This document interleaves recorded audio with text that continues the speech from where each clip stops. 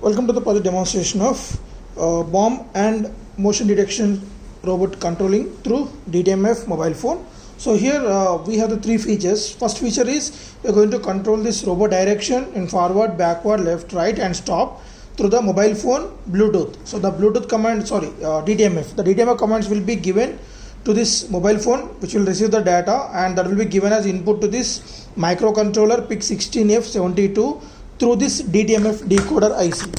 So here we have placed the DTMF decoder IC. So we have interfaced the mobile phone to the microcontroller through this DTMF decoder IC through this 3.5 mm jack. Means whenever we make a call to this mobile phone, so it has to be in auto lift mode. So once call lift, then when we press keys 1 2 3 4 from our call mobile phone, then that will be converted into the dual tone multiple frequency, and the tones will be input to this DTMF decoder through this earphone. Means we can hear the sounds, right?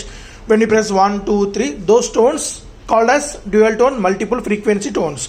So that is the input to this DTMF decoder IC, and that will be converted into the 4-bit data. Means when you press one button in our mobile phone, so it will convert into 0001. So if you press 4, that is going to be 0 1 00. It's a binary formation of the 4. So that binary data is input to the microcontroller PIC16F72. The pin numbers are B0, B1, B2, B3 pins.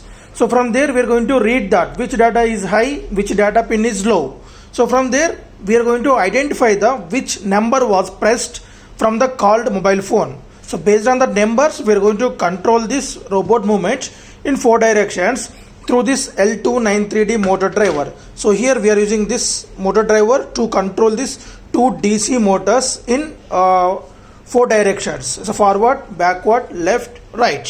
So this L293D consists of a H-bridge circuit. So the purpose of H-bridge circuit is, if you want to control the DC motor, just you can use on and off switch, but it will rotate in only one direction. So when you want to control that in 2 direction, we need to change the polarity of the DC motor. Then only the DC motor will rotate in 2 directions. So to change the polarity based on the signals in electronics, then we need to use the H-bridge circuit. So the one H-bridge circuit can control one DC motor. So in our project, we need to control the 2 DC motors. So one L293D motor driver consists of 2 H-bridge circuits, so that we can control the 2 DC motors in bidirectional, so that the controller can control the robot in 4 directions: forward, backward, left, right. So forward motion, these 2 motors will rotate forward. Backward, these 2 motor rotates backward. Coming to the left, this one backward, this one forward. So this one move backward and this one will forward. So this is the left direction. Right direction, this one will move backward, this one will move forward. So the robot will take the right direction. So the next feature is human being detection.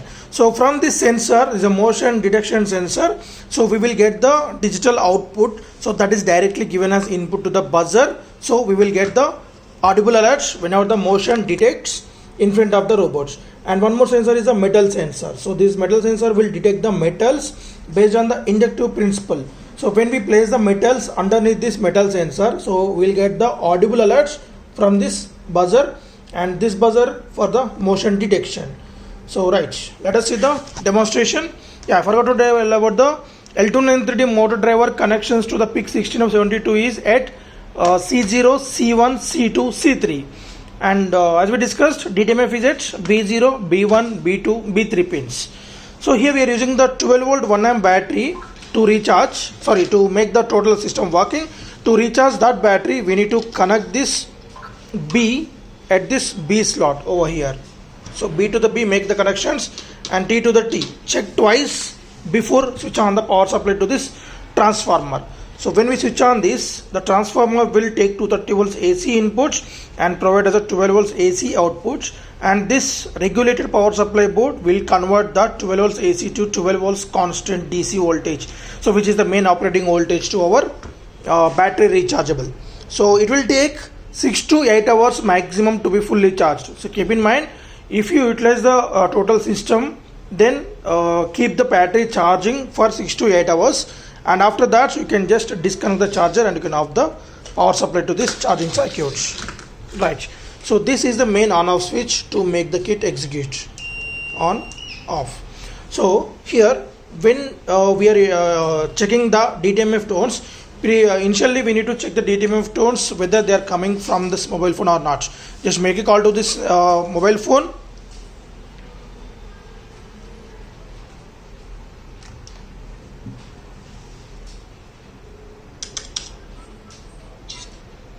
Right.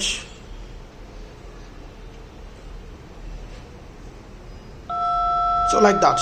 So we need to get the DTMF tones. After that confirmation, first confirmation, you can just insert the 3.5 mm jack key to the kit. Insert totally, right? If you have the pouch, remove the pouch. So now switch on that. So if you press 1, so there is light over here. This is a second confirmation. So after that only you can go with the 2, 4, 6 H. Now you can control the 2. The robot will move forward direction. Right.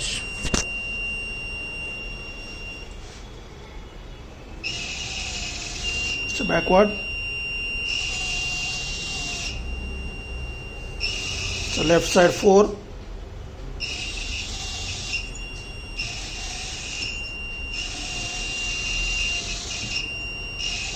So as of now there is a motion in front of that sensor, that's why it's providing the beep sound continuously. If you want to make it is silence, then we should cover that particular sensor with any like cloth or any glass. Let us wait for some time. So there is no motion for some time. Right, the buzzer got switched off. If any motion detects again, right. So we're getting the buzzer from this one. Coming to the metal sensor also. So just you can place any metal underneath this. Yeah.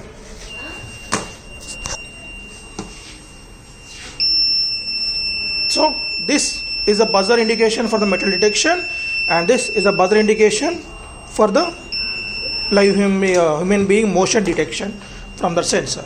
Right.